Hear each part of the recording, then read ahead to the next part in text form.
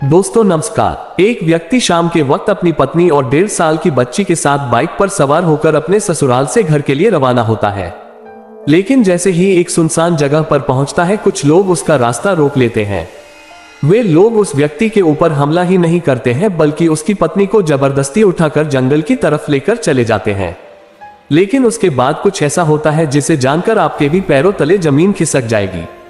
आज की जो सच्ची घटना मैं आपको सुनाने वाला हूँ, दरअसल ये घटना है उत्तर प्रदेश की। उत्तर प्रदेश के एक जिला पड़ता है कानपुर, और इसी कानपुर का एक थाना पड़ता है शिवली। शिवली थाने के अंतर्गत एक गांव आता है केशरी। निवादा बात कर रहा हूं मैं 5 सितंबर 2023 के रात्रि के करीब 8 बजे के आसपास। दरअसल इसी केशरी निवादा से एक व्यक्ति पुलिस को फोन करता है और रोते बिलखते पुलिस वालों से कहता है कि साहब, मेरा नाम रमन पाल है। रमन, जिसकी उम्र है लगभग 35 साल के आसपास। रमन पुलिस वालों से कहता है कि साहब, कुछ लोगों ने मेरी पत्नी का अपहरण कर लिया है और उसे लेकर जंगल में चले गए हैं। आप प्लीज कैसे भी करके मेरी पत्नी को बचा लीजिए। रमन जैसे इस तरह की बातें पुलिस वालों से कहता है, पुलिस जल्दीबाजी में अपने टीम के साथ घटनास्थल पर पहुंचती है। लेकिन पुलिस जब घटनास्थल पर पहुंचती है तो देखती है कि वहां पर पहले से ही काफी तादाद में लोग मौजूद हैं।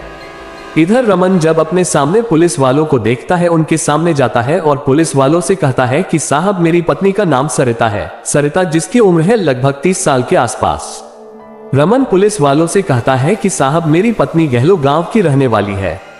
दरअसल शाम के वक्त जब मैं अपनी पत्नी और बच्ची के साथ अपने घर के लिए रवाना हुआ, इस गांव के नहर के किनारे से जब जा रहा था, 3 लोगों ने मेरा रास्ता रोक लिया। उन लोगों ने मेरे ऊपर हमला ही नहीं किया, बल्कि मेरी पत्नी को लेकर जंगल की तरफ चले गए। रमन जैसे इस तरह की बातें पुलिस वालों से कहता है। पुलिस अपनी टीम के साथ उस जंगल में जाती है और सरिता की हर जगह पर तलाश करती है। इधर पुलिस अभी सरिता की तलाश कर ही रही थी, तभी रमन इस बात की जानकारी अपने ससुर कमलेश पाल को दे देता है। कमलेश पाल भी घटनास्थल पर पहुंच जाता है। पुलिस अपनी तमाम कोशिश कर लेती है, लेकिन इसके बावजूद भी सरिता का कहीं कुछ पता नहीं चलता है और काफी रात भी हो जाती है। काफी रात हो जाने की वजह से पुलिस अब रमन और उसके ससुर कमलेश पाल को अपने साथ लेकर थाने में पहुंच जाती है। इधर दोनों जब थाने में पहुंचते हैं तो कमलेश पाल पुलिस वालों से कहता है कि साहब, मेरा दामाद सब कुछ झूठ बोल रहा है। दरअसल रमन ने ही मेरी बच्ची को कहीं गायब किया है, क्योंकि रमन मेरी बच्ची के साथ में काफी दुर्व्यवहार करता था। कमलेश जैसे इस तरह की बातें पुलिस वालों से कहता है। इसे सुनकर के रमन तुरंत ही पुलिस वालों का पैर पकड़ लेता है और रोते बिलखते पुलिस वालों से कहता है कि साहब, मैं अपनी बच्ची की कसम खाकर के कह रहा हूं, मैंने सरिता को गायब नहीं किया है। दरअसल वो 3 लोग थे और सरिता को जबरदस्ती उठाकर जंगल में लेकर गए। रमन जैसे इस तरह की बात पुलिस वालों से कहता है। पुलिस रमन और कमलेश दोनों को जवाब देती है कि हम कल फिर चल करके उस जंगल में सरिता की तलाश करेंगे। अगली सुबह पुलिस अपने टीम के साथ फिर से उस जंगल में जाती है और जाकर सरिता की तलाश करती है। तब जाकर के सरिता पुलिस को मिलती है। दरअसल सरिता की हत्या कर दी गई थी। पुलिस जब सरिता की डेड बॉडी को चेक करती है तो मालूम चलता है कि उसके शरीर पर कई जगहों पर चोट और घाव के निशान ही नहीं थे, बल्कि उसके गले में उसकी चुन्नी लपेटी गई हुई थी, जिसे देखकर अंदाजा लगाया जा रहा था कि शायद सरिता की उसी चुन्नी से हत्या की गई थी। इधर कमलेश और उसका दामाद रमन जब सरिता की डेड बॉडी को देखते हैं, चिक चिक करके रोना धोना शुरू करते हैं। पुलिस सबसे पहले सरिता की डेड बॉडी को अपने कब्जे में लेते हैं और फिर उसे पोस्टमार्टम के लिए भेज देती है और रमन के ही तहरीर पर धारा 302 के तहत अज्ञात अपराधियों के विरोध में मुकदमा दर्ज करती है और इस केस की छानबीन करना शुरू करती है। पुलिस अपनी तमाम कोशिश कर लेती है, लेकिन इसके बावजूद भी अपराधियों का कहीं कुछ पता नहीं चलता है। जैसे ही एक दिन का समय गुजर जाता है, इधर कमलेश पर पुलिस के ऊपर फिर से दबाव डालना शुरू कर देता है। कमलेश पाल पुलिस वालों से कि मैं दावे के साथ रहा हूं कि मेरी बच्ची की हत्या किसी और ने नहीं, बल्कि मेरा ही दामाद रमन ने किया है। कमलेश जब इतने दावे के साथ पुलिस वालों से कहता है, पुलिस फिर रमन से पूछताछ करती है। रमन इस बार भी पुलिस वालों को फिर से वही कहानी सुनाता है, लेकिन इस बार पुलिस रमन के साथ सख्ती से पेश आना शुरू करती है। वार्निंग साइन पुलिस जैसे ही अपना शक्ति दिखाना शुरू करती है। आखिरकार मजबूर होकर रमन अपनी सच्चाई कबूल कर लेता है। रमन पुलिस वालों से कहता है कि सब सरिता की हत्या मैंने ही किया है। लेकिन रमन जब इस हत्या की पूरी कहानी बताता है तो वाकई में इसे सुनने के बाद किसी को भी अपने कानों पर यकीन ही नहीं होता है। सरिता जी, इसके पिता का नाम है रामपाल, माँ का नाम है शर्मिला देवी। रामपाल के टोटल 3 बच्चे हैं, जिसमें 2 बेटियां और 1 बेटा। बड़ी बेटी की शादी कर चुका है, दूसरा बेटा है ला खान और सबसे छोटी बेटी है सरिता कमलेश, जो कि खेती किसानी का काम करता है। बड़ी मुश्किल से अपने बच्चों की परवरिश करता है। इधर सरिता जैसे ही जवानी की दहलीज पर कदम रखती है, कमलेश पाल अपनी बच्ची की शादी कराने के लिए एक लड़के का तलाश करना शुरू कर देता है और आखिरकार कमलेश पाल की तलाश भी बहुत जल्द पूरी हो जाती है और उसे रमन मिल जाता है।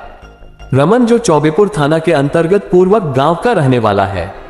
रमन के पिता का नाम है रामपाल, मां का नाम है उमापाल। रामपाल के टोटल 2 बेटे हैं, जिसमें बड़ा बेटा अमन और छोटा बेटा रमन। अमन जिसकी शादी हो चुकी है। अमन अपनी पत्नी के साथ हरियाणा गुड़गांव शहर में रहता है।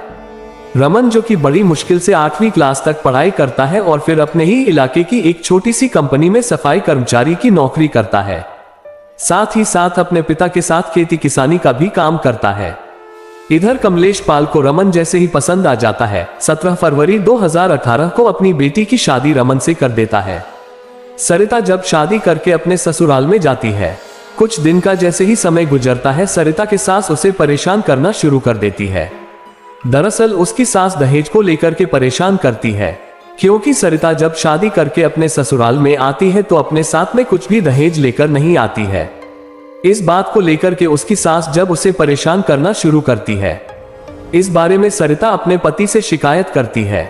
लेकिन सरिता जब अपने पति से शिकायत करती है तो रमन अपनी पत्नी की बात सुनने के बजाय अपनी मां की बात सुनता है। सरिता जब अपने पति से शिकायत करती है तो रमन भी उसकी बुरी तरीके से पिटाई करने लगता है। सरिता को लगता है कि उसकी शादी गलत जगह पर हो चुकी है।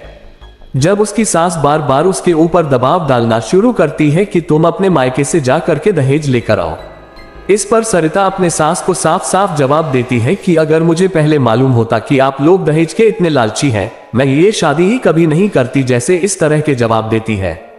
रमन सरिता की और भी बुरी तरीके से पिटाई करता है, लेकिन इसके बावजूद भी सरिता इस बारे में अपने माता पिता से कुछ भी नहीं बताती है, बल्कि अपने पति के साथ वैसे ही समय गुजारना शुरू कर देती है। जैसे ही लगभग 1.5 साल का समय गुजरता है, सरिता के एक बच्ची भी हो जाती है। लेकिन बच्ची जैसे इस दुनिया में आती है, इस वजह से उसकी सास और ज्यादा भड़क जाती है, क्योंकि उसकी सास एक पोते का इंतजार कर रही थी। बच्ची जैसे ही आंगन में आ जाती है, उसकी सास और उसके पति अब दोनों मिलकर सरिता को परेशान करने लगते हैं। आए दिन हर रोज जब छोटी मोटी बातों को लेकर झगड़े तकरार शुरू हो जाता है। एक दिन रमन के पिता इस प्रकार से गुस्से में आ जाता है कि रमन को अपने घर से बाहर निकाल देता है। उसके बाद से रमन अपनी पत्नी और बच्ची को लेकर घर से बाहर निकाल जाता है और एक किराए का कमरा लेकर रहने लगता है। चूंकि रमन इतना भी पैसा नहीं कमा पाता था जिससे अपने परिवार को सही तरीके से पालन पोषण कर सके, रमन जब परेशानियों से गुजरना शुरू होता है, शराब का सहारा ले लेता है। शराब ही नहीं पीता है बल्कि ढेर सारे कर्ज भी ले लेता है। रमन ये सारा कर्ज अपने ही दोस्त रंजीत पाल से लेता है। रंजीत जो रमन के बचपन का दोस्त है। एक दिन रमन का दोस्त रंजीत जब उसके घर पर जाता है और जब पहली बार उसकी पत्नी की खूबसूरती को देखता है तो उसकी खूबसूरती देख उसका दीवाना हो जाता है। रंजीत अब सरिता के नजदीक जाने के लिए अक्सर उसके घर पे जाना शुरू कर देता है। रंजीत को यह मालूम चल जाता है कि रमन शराब का आदी हो चुका है। अक्सर जब शाम के वक्त उसके घर पर जाता है, अपने साथ में एक शराब की बोतल भी लेकर जाता है और फिर रमन के ही घर में दोनों साथ बैठकर शराब पीते हैं और हर बार रंजीत एक मौके की तलाश करता है। जैसे ही रंजीत को एक दिन मौका मिल जाता है, सरिता से अपने दिल की बात कहता है। लेकिन रंजीत जैसे ही अपनी दिल की बात सरिता से कहता है, सरिता रंजीत के ऊपर एकदम से भड़क जाती है। सरिता अब रंजीत की अपने पति से शिकायत ही नहीं करती है बल्कि उसके अपने घर पर आने से रोक भी लगा देती है। लेकिन जब अपने पति से शिकायत करती है तो रमन अपने दोस्त को समझाने के बजाय अपनी पत्नी से कहता है कि रंजीत जो चाहता है तुम उसके साथ कर लो, क्योंकि रमन रंजीत के कर्ज से इस कदर से डूब चुका था कि चाह कर भी हो वार्निंग साइन रंजीत को मना नहीं कर पाता है। इधर रंजीत जब अपनी तमाम कोशिश कर लेता है, सरिता जब उसकी बात नहीं मानती है। एक दिन रंजीत अपने दोस्त वीरपाल से मुलाकात करता है और वीरपाल से सरिता के बारे में बताता है। कहता है कि मैं किसी भी कीमत में एक बार सरिता से मिलना चाहता हूं। वीरपाल भी रंजीत का साथ देने के लिए तैयार हो जाता है। एक दिन रंजीत वीरपाल को लेकर अपने साथ में एक शराब की बोतल रमन के घर पर पहुंचता है। तीनों एक साथ बैठकर के शराब पीते हैं। रंजीत और उसका दोस्त मिलकर के रमन को काफी मात्रा में शराब पिलाते हैं। रमन जैसे ही काफी नशे में आ जाता है, उसके बाद से रंजीत और उसका दोस्त बीरपाल सरिता के कमरे में एंट्री कर जाते हैं और दोनों सरिता के साथ जबरदस्ती करने की कोशिश करते हैं। सरिता वहां से कैसे भी भागकर किचन में चली जाती है और किचन में से एक तेजधार चाकू निकालती है और दोनों के तरफ दिखाते हुए धमकी देती है। कहती है कि अगर तुम लोगों ने मेरे साथ जबरदस्ती करने की कोशिश किया तो या तो मैं अपने आप को मार लूंगी या फिर तुम दोनों को ही जान से मार दूंगी। दोनों ही जब सरिता का इस कदर से रूप देखते हैं, डर के मारे वहां से भाग जाते हैं। लेकिन सरिता जब इस बारे में अपने पति से कहती है तो रमन इसके बावजूद भी अपने दोस्तों के साथ एक्शन नहीं लेता है। 30 अगस्त 2023 को रक्षाबंधन होता है। सरिता अपने पति से अपने मायके जाने के लिए कहती है, अपने भाई को राखी बांधने के लिए। लेकिन रमन अपनी पत्नी को उसके मायके जाने से साफ इनकार कर देता है। सरिता जब जिद करने लगती है, रमन उसकी पिटाई भी कर देता है। लेकिन सरिता उस दिन अपने पति की बात नहीं मानती है और अपनी बच्ची को लेकर अपने मायके चली जाती है। लेकिन इस बार सरिता जब अपने मायके में पहुंचती है तो रंजीत और उसके दोस्तों के सारे करतूतों के बारे में अपने पिता और भाई से बता देती है। जैसे ही अपने मायके में पहुंचती है, उसके थोड़ी ही देर के बाद रमन भी अपने ससुराल में पहुंच जाता है अपनी पत्नी को वापस लाने के लिए। लेकिन रमन जब अपने ससुराल में पहुंचता है तो सरिता के माता पिता और उसके भाई रमन को काफी बेइज्जत करते हैं और उसे अपने घर से निकाल देते हैं। इधर रमन जब काफी बेइज्जत होकर अपने घर पर आता है, उसी दिन ही सरिता को इस दुनिया से हटाने का तय कर देता है। रमन अपनी पत्नी को इस दुनिया से हटाने के लिए जाकर के अपने दोस्त रंजीत से मुलाकात करता है और फिर सरिता को इस दुनिया से हटाने की बात कहता है। इधर रंजीत को जब मालूम चलता है कि रमन खुद ही अपनी पत्नी को इस दुनिया से हटाना चाहता है, रंजीत भी रमन का साथ देने के लिए तैयार हो जाता है। लेकिन रमन और रंजीत अब सरिता को इस दुनिया से हटाने के लिए एक प्लान बनाते हैं। इस प्लान में रंजीत अपने दोस्त वीरपाल और अपने ही गांव का एक लड़का सौरभ को भी शामिल कर लेता है। रमन रंजीत से कहता है कि मैं 5 सितंबर को अपने ससुराल में जाऊंगा और अपनी पत्नी को अपने साथ लेकर आऊंगा। तब तक तुम तीनों जाकर के केसरी निवादा गांव के नहर के किनारे छुप करके रहना। जैसे ही मैं अपनी पत्नी को लेकर के वहां पर पहुंचूंगा, सरिता की हत्या कर देंगे। 5 सितंबर 2023 को इसी प्लान के तहत रमन अपने ससुराल में चला जाता है। शाम के वो जब ससुराल में पहुंचता है, उसके ससुराल पहुंचने से पहले ही रमन के तीनों दोस्त जा करके नहर किनारे छुप जाते हैं। शाम के करीब 7 बजे के आसपास रमन जब सरिता को लेकर अपनी बच्ची के साथ बाइक पर सवार होकर ससुराल से रवाना होता है। जैसे ही केसरी निवादा गांव के नहर के किनारे तक पहुंचता है, वहां पर जाकर बाइक रोक देता है और वहीं पर तीनों से मुलाकात करता है। वहां पर रमन के तीनों दोस्त आते हैं और सरिता को जबरदस्ती उठाकर जंगल में लेकर जाते हैं। जंगल में ले जाने के बाद सरिता की बुरी तरीके से पिटाई नहीं करते हैं, बल्कि उसी की चुन्नी को उसके गले में लपेटकर तब तक जोर से खींचते हैं जब तक सरिता की सांसें नहीं रुक जाती है। सरिता जैसे इस दुनिया को छोड़कर चली जाती है, उसके बाद सरमन अपने तीनों दोस्तों को घर पर भेज देता है। अपने बाइक के पास आता है और फिर अपने पास से एक ब्लेड लेकर के अपने वार्निंग साइन हाथों पर चला देता है, जिसकी वजह से रमन के भी हाथों से खून बहने लगता है। उसके थोड़ी देर के बाद रमन चीखना चिल्लाना शुरू कर देता है। रमन की चीख पुकार सुनकर के आसपास के लोग भी वहां पर इकट्ठा हो जाते हैं। उसके बाद खुद रमन ही पुलिस को फोन करता है और पुलिस वालों से कहते हैं कि साहब, कुछ लोगों ने मेरी पत्नी का अपहरण कर लिया है। वाकई में रमन जब ये पूरी कहानी पुलिस वालों को बताता है, पुलिस रमन के ही तहरीर पर उसके तीनों दोस्तों को भी अपने कस्टडी में लेकर आती है।